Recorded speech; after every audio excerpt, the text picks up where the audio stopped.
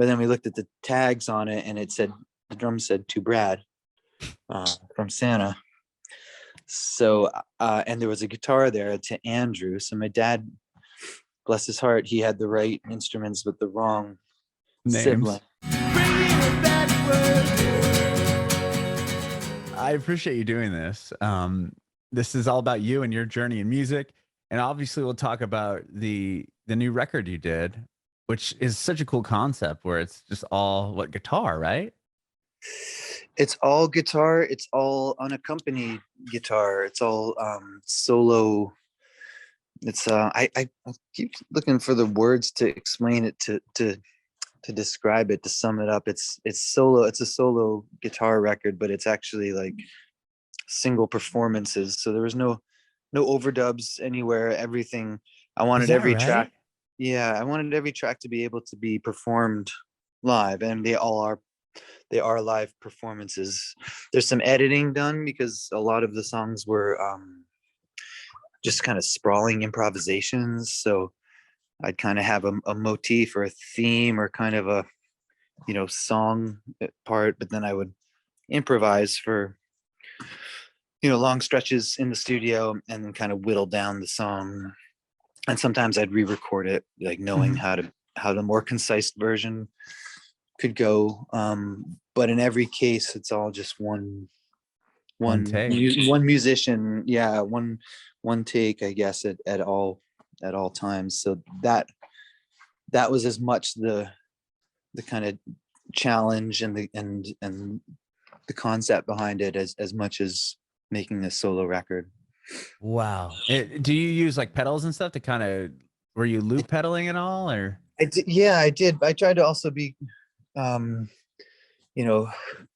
of restrained with that too, just because I really like the idea of, not to be some traditionalist or a, pretend I'm a Luddite or anything, but just in the interest of trying to extract the most that I could without a lot of help from loops and stuff. But there are at least 2 or 3 songs on there that use loops, and one of them, in fact, like really extensively, with a loop pedal connected to another loop pedal connected to another with like a delay in between. So there's one song on there where I really go nuts with the looping. But aside from that, the rest of the loops are really kind of just ambient, like an ambient thing here or there.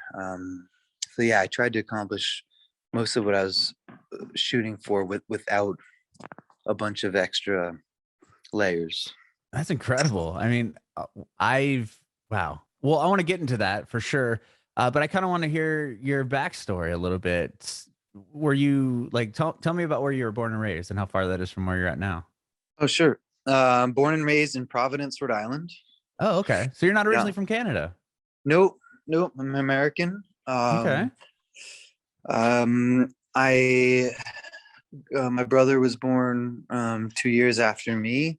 We started playing music together when we were about 9 or 10, and really just it's, our parents were not musicians. They're dad's a dentist and my mom's a cookbook writer. But really? they just think, yeah, they That's just a cool gig. Us. Yeah. She was Julia Child's executive chef for just over 15 years. So she and Julia Child would travel the world together. She was kind of Julia's, like,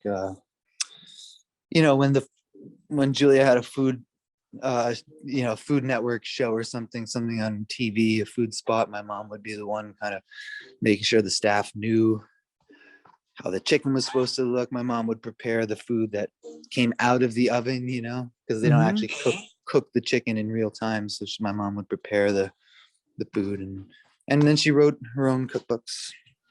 That's incredible. So obviously you were fed really well growing up. Yeah, fed well. Yeah, we were her guinea pigs. She wanted to try out recipes. We would be the ones who got to taste it. I mean, it didn't help that we also liked SpaghettiOs and, of course, what every little kid likes. Yeah. So she had to take it with a grain of salt, but oh wow, nice pun. I didn't mean to I do like that. that one. Yeah. Um, Himalayan salt. yeah, Himalayan crystal salt. Google it. Yeah. Um, and we just started playing music, and we kept that going all through high school. Played in bands, played in it.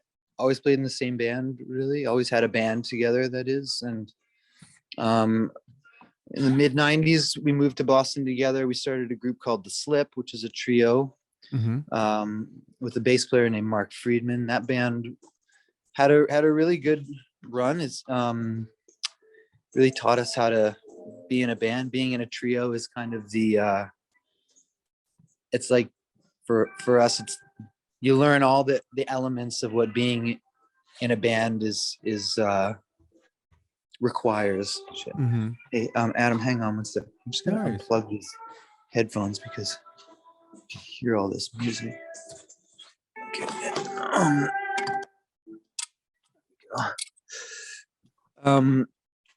So that trio, The Slip, had a great, like a good decade of touring, and we, very much our musical education was with that band on the road. And then in 2005, my brother decided to move to Montreal to be with a girl that he'd met while The Slip had been touring in Montreal. He moved here.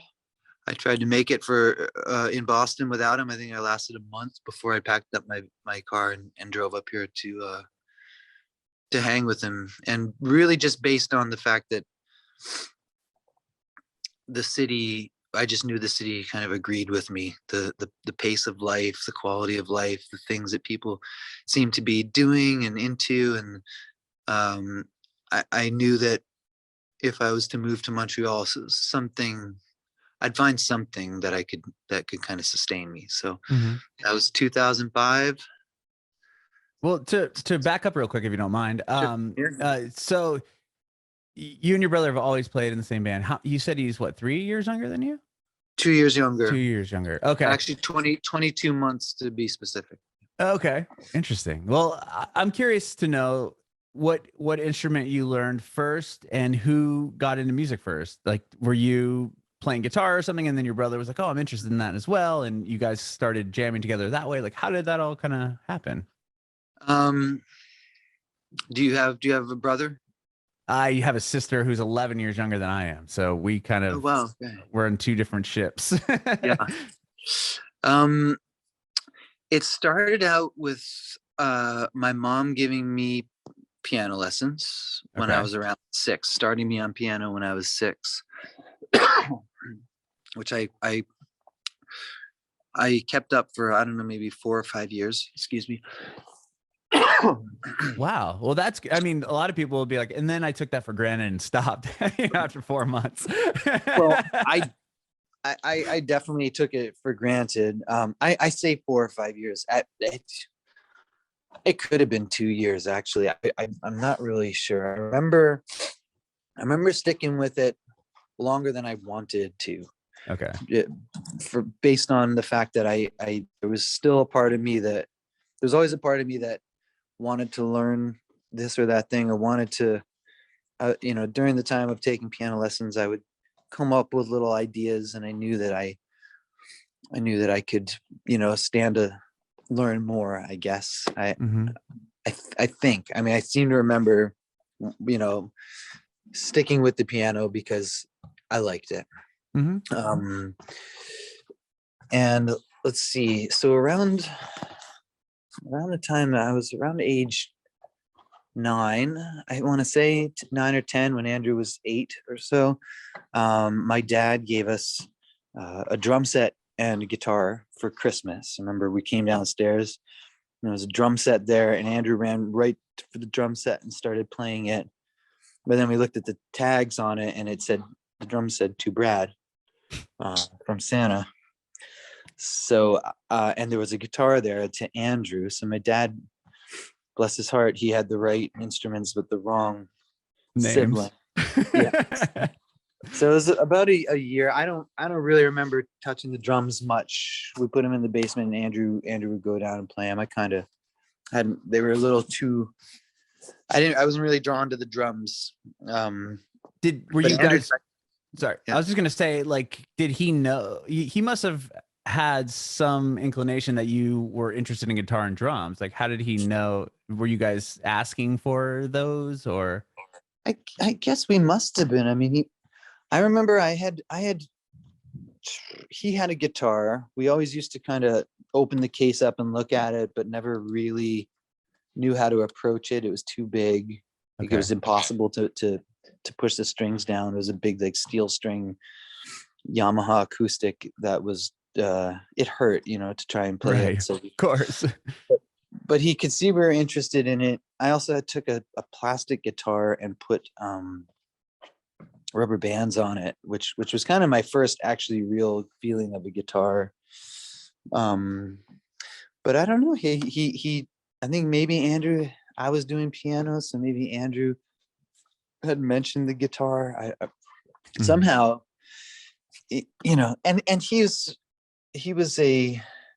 he could play a couple Elvis tunes. I think he liked rock and roll. He loved rock and roll. He was, he saw the Stones in 64, Wow. 65 or something. Not a hippie, but just a guy who appreciated rock and roll and loved Elvis.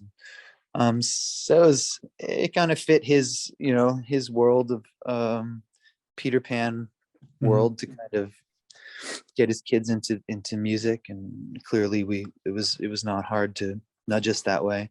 Sure. So I remember Andrew taking guitar lessons. I kept taking piano lessons. It was about a year of awkwardly fumbling around and watching my brother, stumble through these guitar recitals. And then finally we're like, okay, Andrew's supposed to be on the drums. Like, a kid came over. Actually, a guy came to our house named Charlie Hall. He lived in our neighborhood. And Charlie showed us how to play a drum beat, what the idea behind the fundamentals of the drums, the kick, the snare, the hi-hat. And Charlie showed this, and Andrew got it right away and started playing it. Charlie Hall, incidentally, is now the drummer for the War on Drugs. Oh, wow, that's crazy. Yeah, and so that's how we came to do a bunch of shows with them, was through Charlie, who was the first guy we ever saw really play a drum beat. And he's still playing that same beat in that band. It's just like a rock solid, it's that band is amazing. yeah, incredible.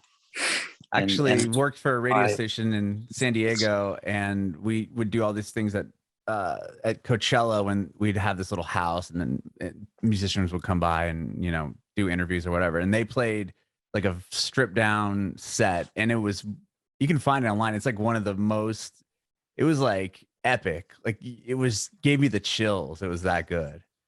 Okay, stripped down, like it was like acoustic guitars, and there was drums, but it was kind of more like what are those things called? Like the little wisps that they use, and it was just a rad experience. He didn't have all his samples and loops and stuff.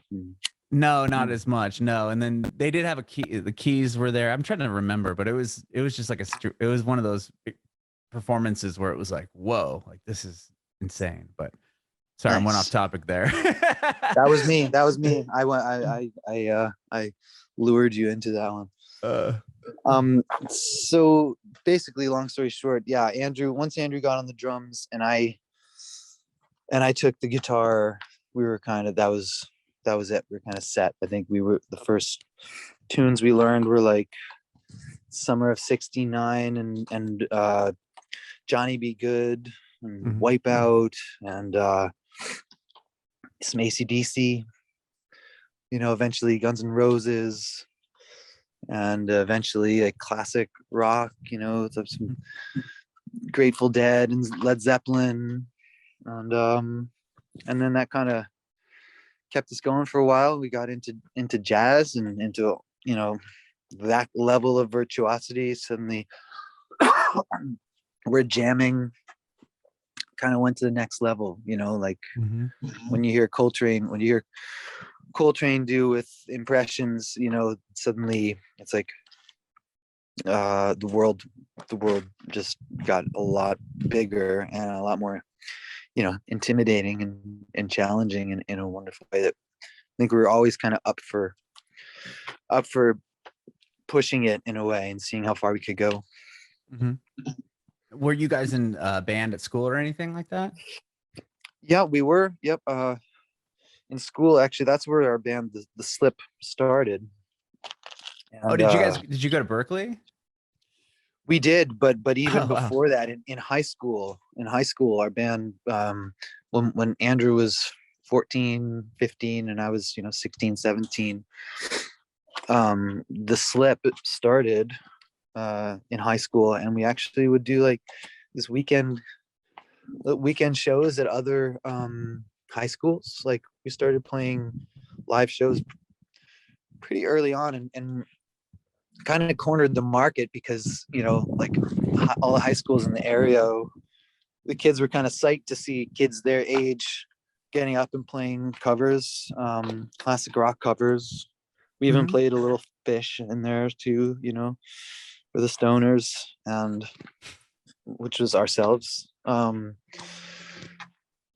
that was another like big part of the education. When we were pretty young, we were like getting to know what the live circuit looked like. I mean, it was we were spoiled because there were these built-in audiences, and when we actually did graduate from high school and move to Boston and go to Berkeley and start playing at real venues, you know, we got a sort of the rude awakening of like, okay, like, you know, it's not these built out. You got to really work for it. You got to, you know, get used to playing for 4 people and watching that grow, which we were, you know, we were determined to do. And that's kind of how the Slip started. We were playing in people's basements, and then we'd book a show somewhere, and all the people that were in the basement would come out to the venue. The venue would, you know, have us back. And that was kind of did it really.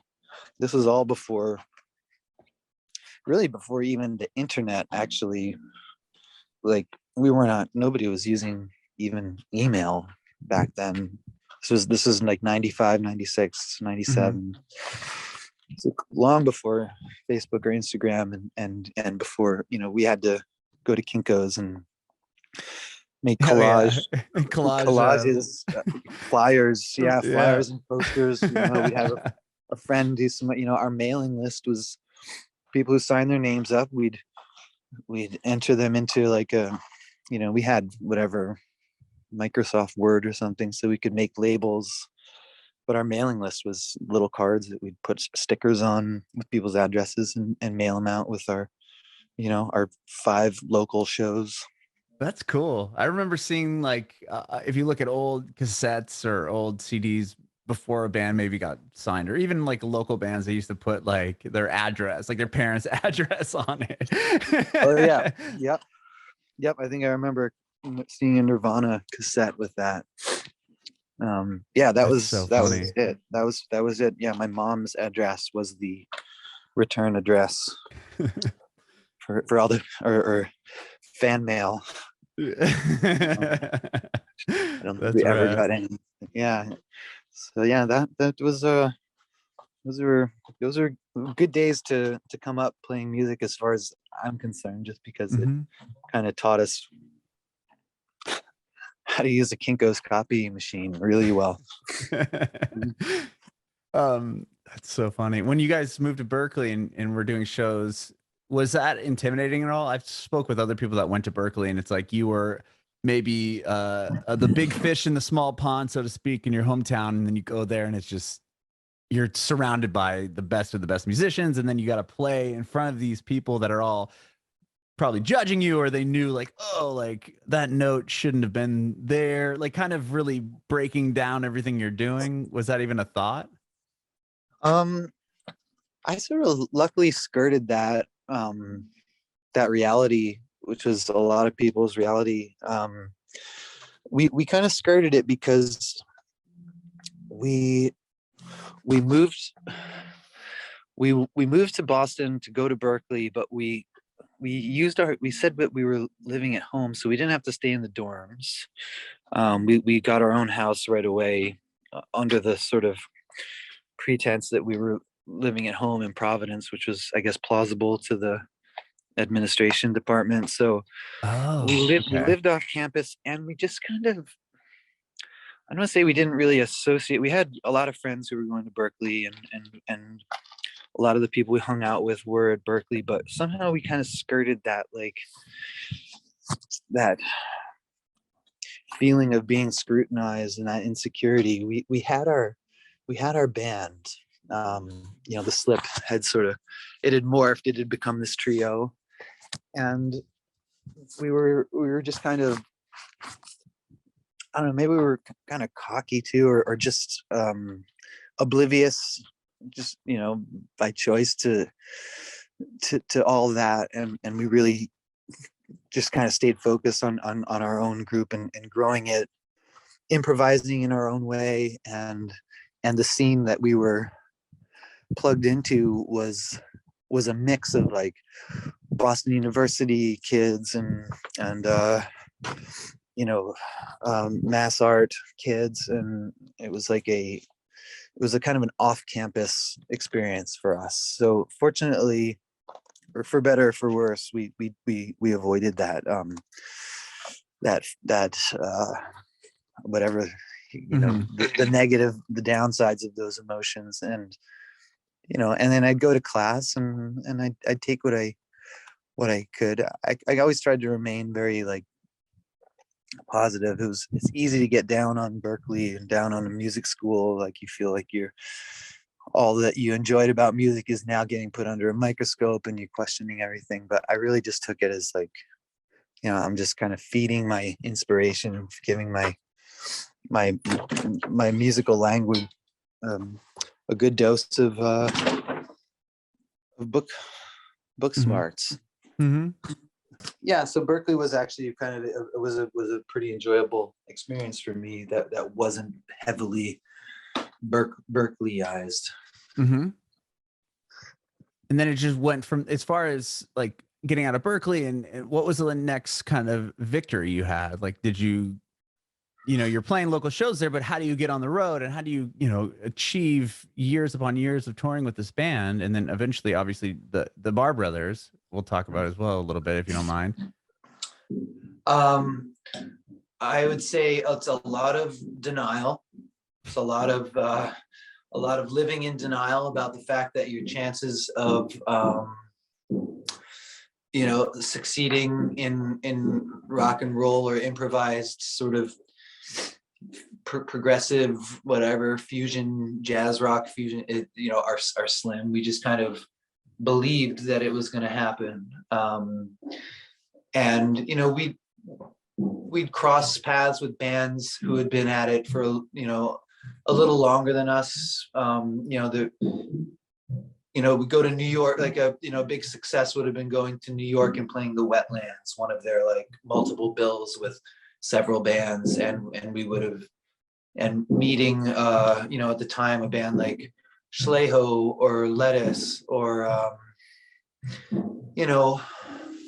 one of these groups that had maybe been doing it the same amount of time or longer, and we'd look at their little tour list, and it would include Buffalo and Pittsburgh and Philadelphia, and we would just sort of put our minds to, all right, let's get there, let's go, let's make Cleveland. Like, that was a huge, these were huge milestones for us, getting a little bit further and a little bit further. And then someone invited us to California, before we had really before we'd ever been west of Chicago. I think someone was, a festival there, invited us, and just these little perks, these little sort of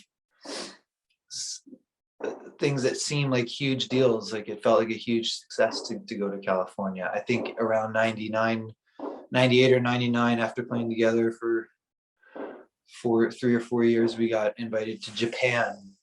Wow. And just in our world, and again with a healthy with a healthy dose of tunnel vision, and kind of not looking at the reality of most people's situation, which is that it's very hard and very difficult and probably not likely that you're going to survive. We just kind of barreled towards our dream to be able to play music that way. And I'll say, like, personally, I never doubted it, really. I just always knew that it was going to be that or nothing. I didn't really give myself many other options. Didn't set up a backup plan. Yeah, no, I didn't really set up a backup plan, which, I wouldn't necessarily advise to anyone, but I do have to say that for me, it worked, as far as like, I'm going to do this. But our determination, my brother and I, was as much to become the best musicians we could as it was to be successful as a band or in the career. So it was always this feeling of, well, even if I had stopped to think about it, like, well, even if this doesn't work, I'm going to make sure I can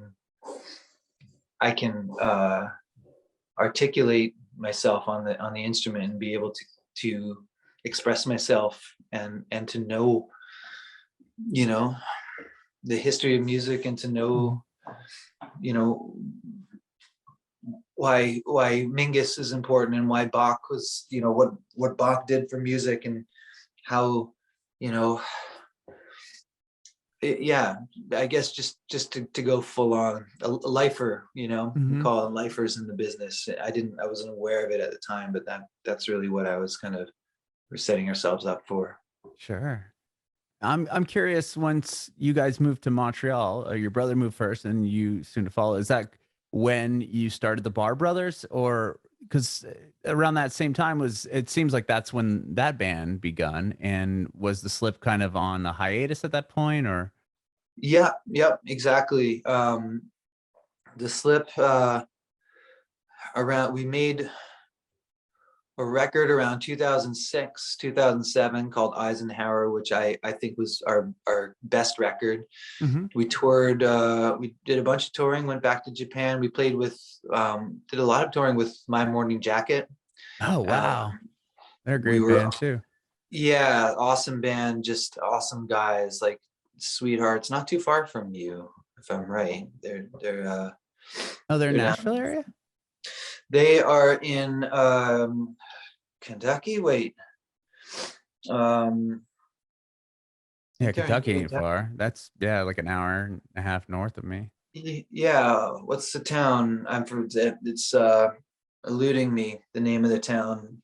Someone listening to this right now is yelling it out.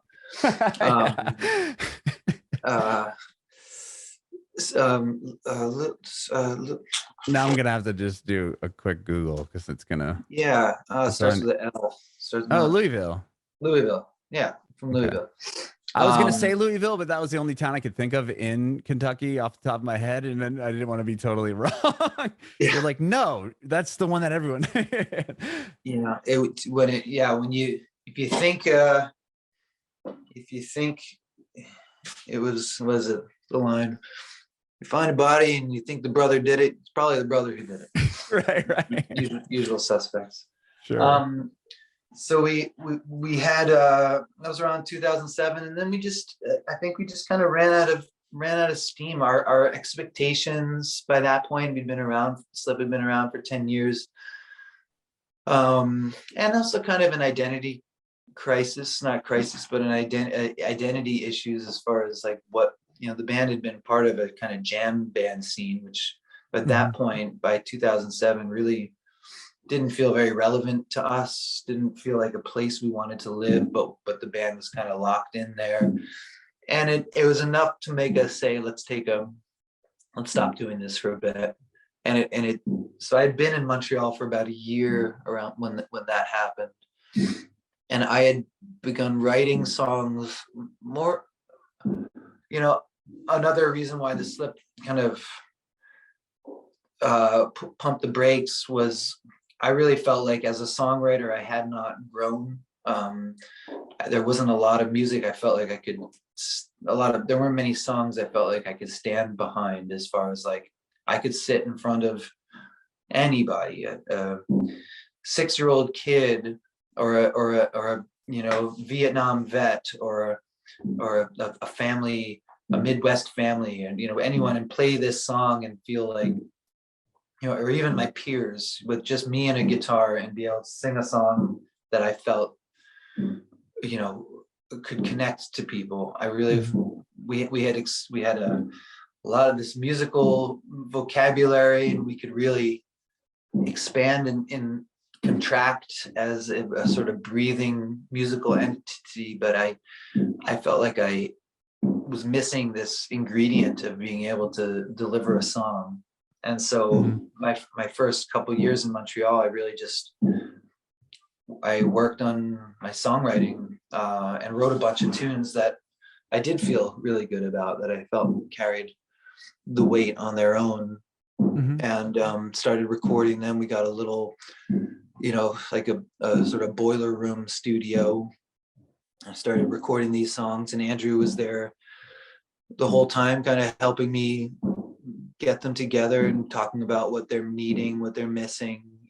We'd put drums on it.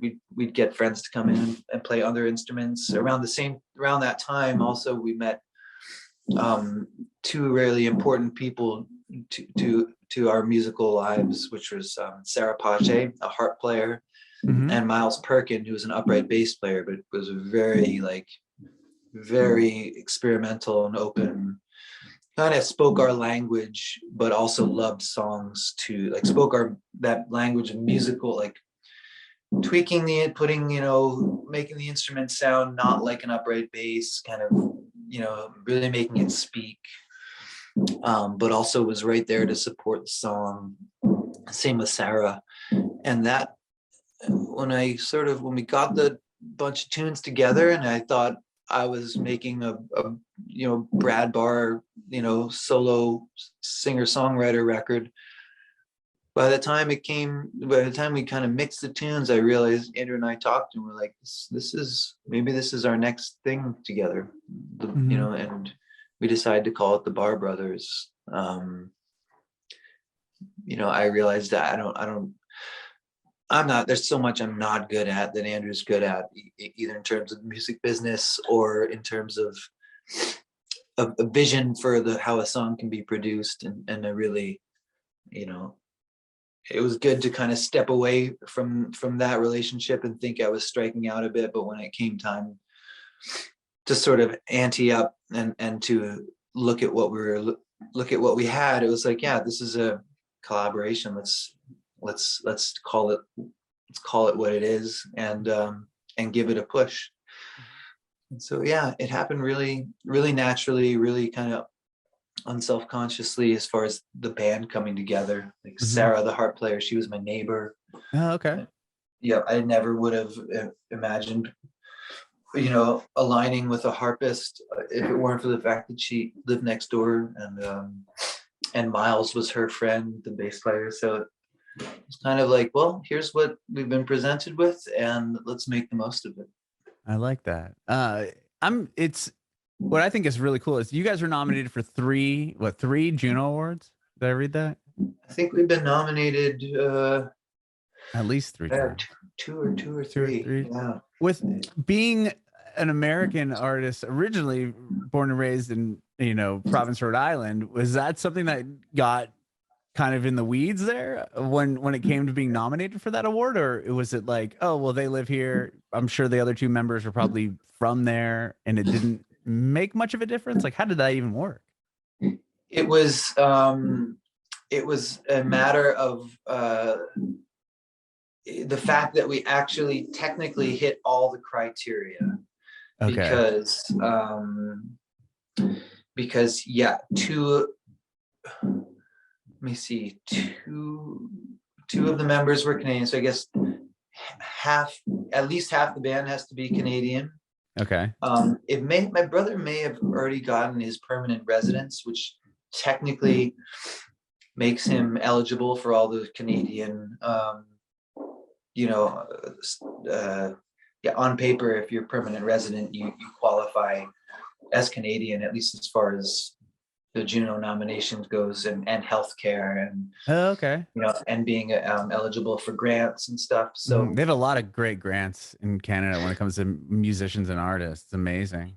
yeah, it's kind of a big deal. I mean, I have my own sort of thoughts about it. I think that it's as wonderful and bolstering and helpful in creating music as I think it can be hindering. I think I know just a lot of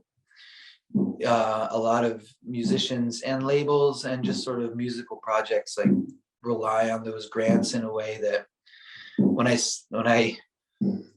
I think about how it is in New York City, where if you want to survive, you actually just have to be the best. You have to, like, it's like survival of the fittest, and it can be rough, and a lot of people don't, but the ones that do make it are the ones that, like, rise to the top because of their determination and their talent and what they have sort of put together.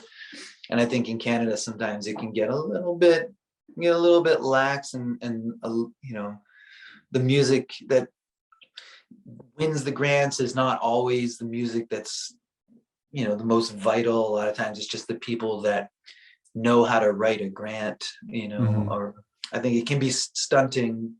But having said that, it's also, I don't know if our band would have thrived the way it did if it weren't for some of those grants. So I'm kind of conflicted, but in the end, I would say, yeah, it's a really good thing for the music, for the music scene, for the most part.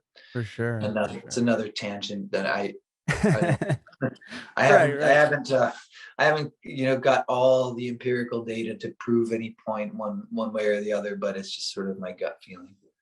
Yeah, I know that Canada's that, and the only other country I've heard doing that is New Zealand. They do lots of grants like that as far as supporting artists. Yeah, I mean, it's I guess the proof would be in the pudding. I mean, the fact is Canadian musicians are, like, in a lot of ways, in many instances, some of the most revered and celebrated in the world right now. And yeah, I mean, you have The Weeknd, Justin Bieber, Drake. I mean, the biggest names on the charts, right? Yeah. Yeah, I was gonna say Alanis Morissette, but that's Alanis Morissette. That's about 2 decades ago, but but still, Avril Lavigne, she's coming back. But I would love to do a duet with her. That would be very validating. That would be amazing. Well, let's jump to your new record. It's The Intermission is the new album. What's okay? From what I read, you've got this thing with the number 216. Now I want to hear about this. Yes. Well, first of all, I'll kind of come at it from a different angle, because it would not have occurred to me to place these songs and this music, in the context of that number, if it weren't for the fact that the people, the guy who was the catalyst for this record, just a little backstory. I was kind of twiddling my thumbs in Montreal. It was 2019. Pandemic had not hit yet. In fact, we weren't even talking about it. And I got a call from a guy named Michael Wolk, who is the director of the All for One Theater in New York, where they do exclusively one-person shows. Oh, cool. And he was he was a fan of my first solo record, which I didn't mention yet. In 2008, I did a solo instrumental acoustic electric guitar record for a label called Tompkins Square. Didn't really get much promotion, much push, but somehow Michael had a copy of it and he liked it. And now it's 2019. I don't really know what inspired him to call me, except that he knew this record. His theater company was looking to commission music for their theater to be able to use for their plays, and to be able to use whatever it is, kind of whatever multi-purpose music that was a solo performance, music that kind of aligned with their theater's aesthetic. And he decided, and he also, I think he wanted to inspire me to make another record. So it's kind of a kill two birds with one stone. Get an artist that he appreciated to feel kind of galvanized to make some new music, and at the same time they could have the music they needed instead of paying licensing fees for the theater. So that was the sort of context to which he contacted me, and it was a great situation. All of a sudden I was employed, and it became clear that he had no expectations, no direction he wanted this music to go other than that I felt artistically satisfied.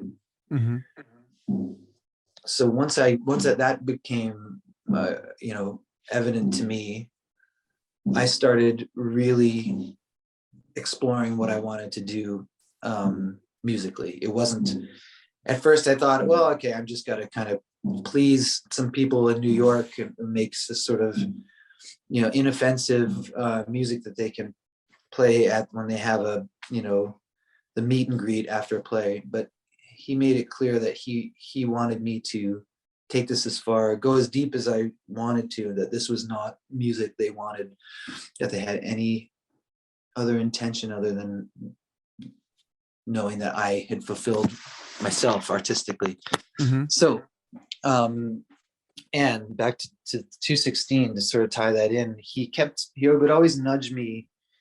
He'd say, and if ever you wanted to turn this into a performance, a theatrical performance, where our theater company could put on like, a show with you beyond just a music concert, but where you kind of tie in a narrative or a theme, we'd love to do that. So I started thinking, like, what could sort of ground this? What thematically, what do I have that I could use to tie this together? And then I came to that number 216, which had been kind of following me since I was a teenager, kind of arrived very mystically and mysteriously and kind of potently into the lives of myself and my friends back then, I'm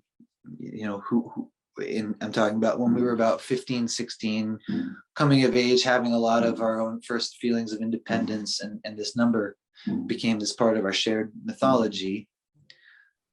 The way things do, with groups of friends, things, there'll be like a phrase or something, or a place, something that bonds you and binds you.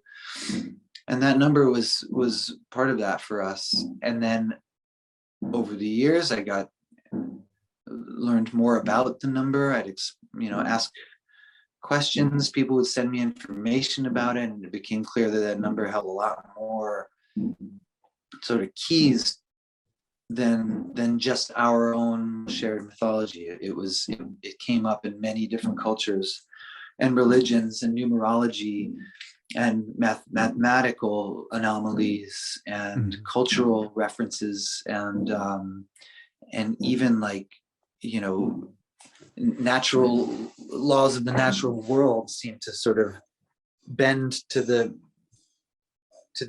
attributes of that number. So I guess I used it as a kind of connective concept, something that to me had this felt as personal as it did universal, and it was a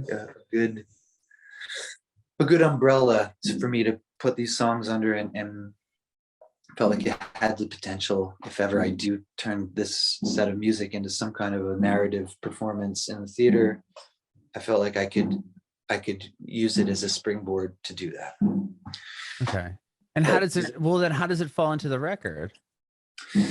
Well, honestly, in the making of it, I really didn't pay it much regard in the Okay. making of the songs. I really just like I was coming from another place that it was not really as cerebral as that. But Mm-hmm. once I started trying to look at it as a body of work, I thought that by making these songs a tribute to it, and then every song title is a reference to one of these sort of attributes of that number. So if you look at the titles of the songs, they're all like prayer beads. There are 108 prayer beads in the Hindu religion. Like when the sadhus count the beads, you'll see them holding almost like a rosary, but it's the Hindu prayer beads. They count them.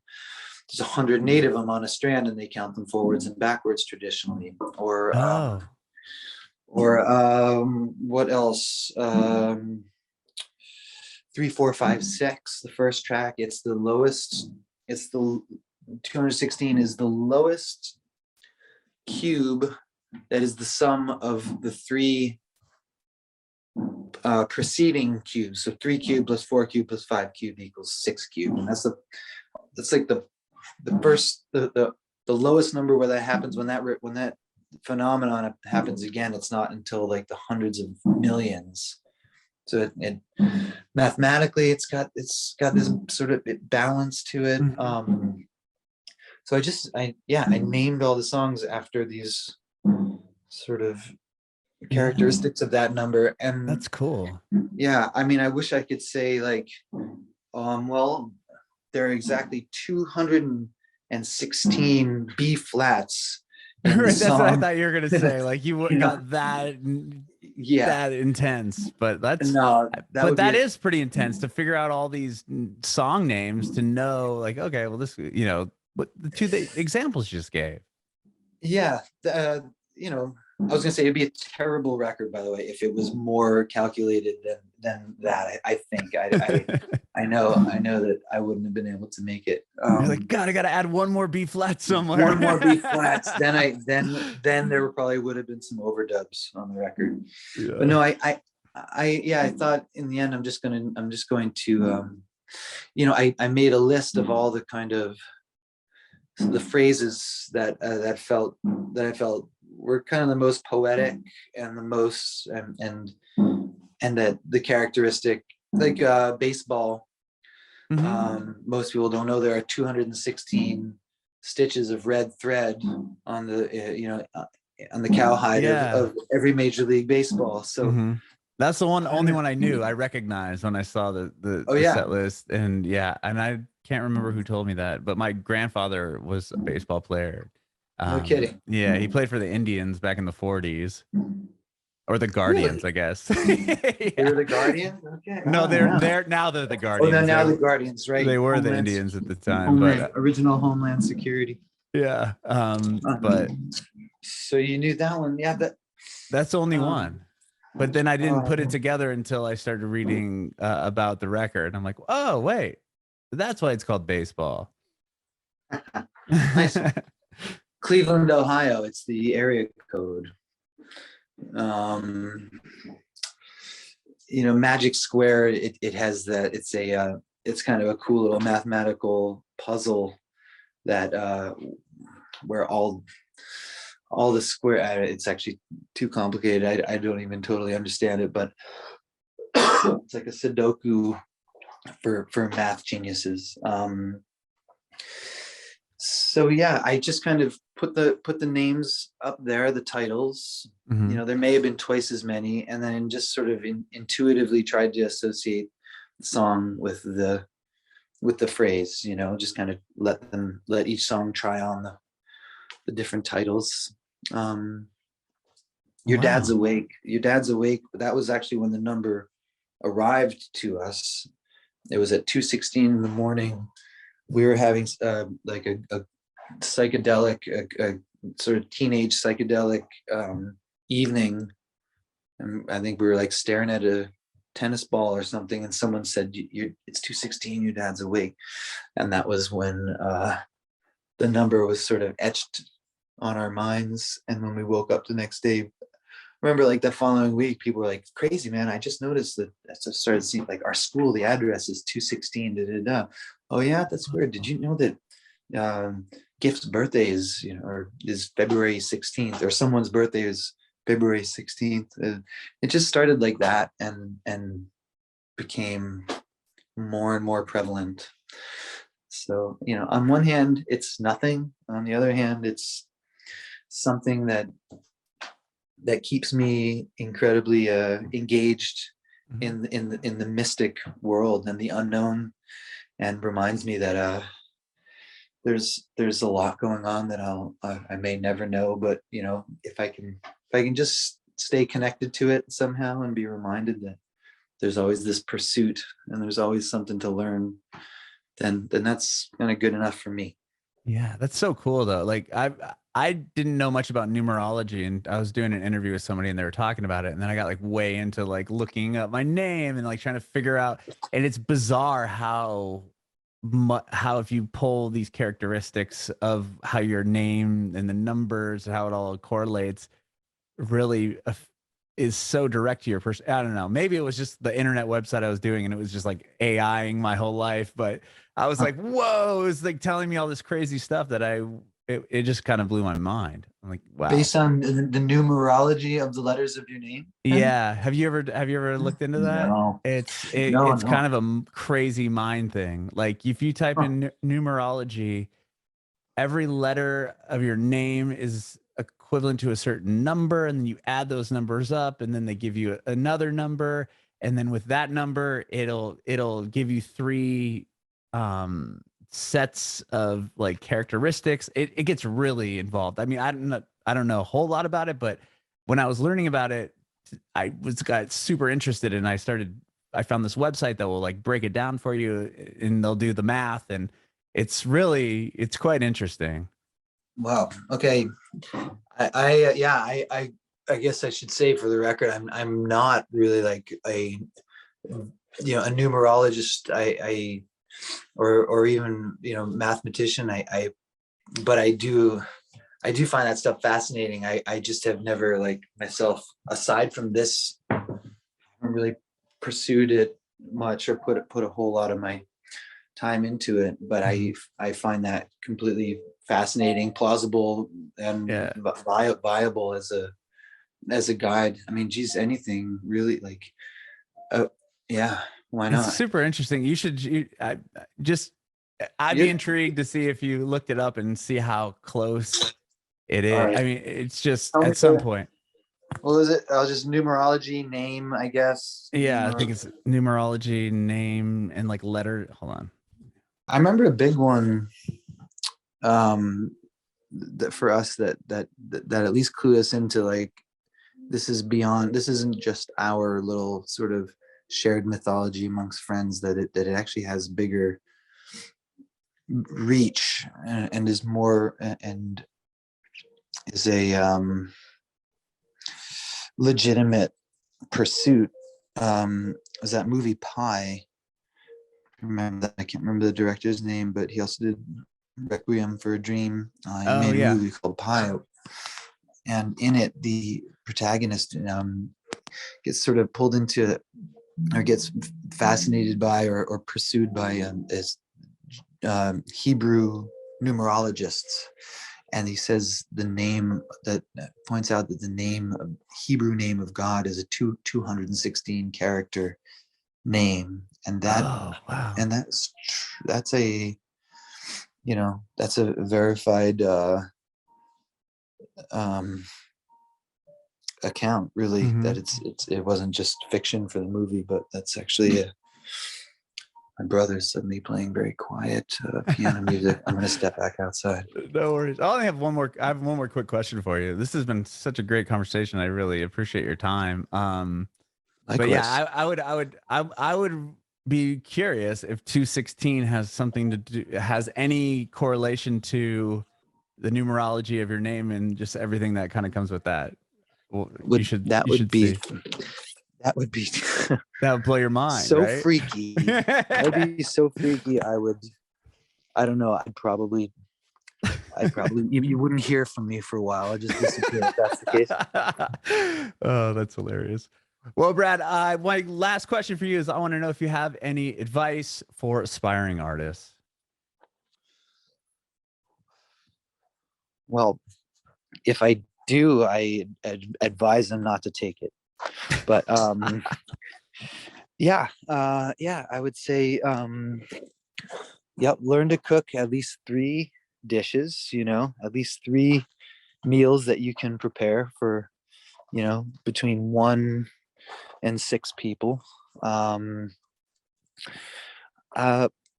Practice music that doesn't occur to you, like it's real easy to feel like you've hit a wall, or it's hard to imagine what am I going to do on the guitar or the piano or the saxophone today that I haven't already done. It's real easy to sort of feel like, sometimes inspiration needs to be created. And I would say, like, there's, whether it's, try and transcribe some kind of instrument that wouldn't occur to you. Try and, transcribe a Indian Chennai solo on your saxophone, or try and learn a Bach piece on the guitar. There's, as one who has felt that way, I've been like, I don't, like that's when you move forward. That's when you kind of feed yourself something, and it can be subconscious. So I feel like we never have any excuse to be bored or uninspired as musicians. It's kind of, you got to call on the artist in you, and sometimes that requires a bit of effort. And what else? I don't know, like,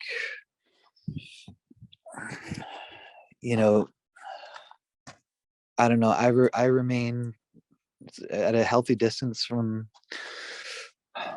anything that influences my opinion of myself, besides what those close to me and myself have to say. So, very easy to I think these days it would probably be pretty easy for us who are trying to get the momentum and feel the encouragement to continue doing what we're doing as musicians and artists. And a lot of that encouragement, I feel like people these days rely on the social media platforms to get the thumbs ups or the hearts or the comments, but like, and that's awesome if you get them, and it's awesome if you don't get them. I would just say, like, let the people close to you and yourself be the one who decides, like, how satisfied you are with your output and your own discoveries and your own,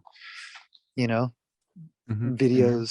It's like, gotta remember, this is a really new thing, and we've been all, musicians have been making music for millennia, removed from all of that. So, and not to deny its importance, but I feel like some people can look to that as the first line of a measuring stick for how good we're doing, how well you're going to translate, and just let it be something that comes from yourself and from those closest to you in actual reality. Bring me that word.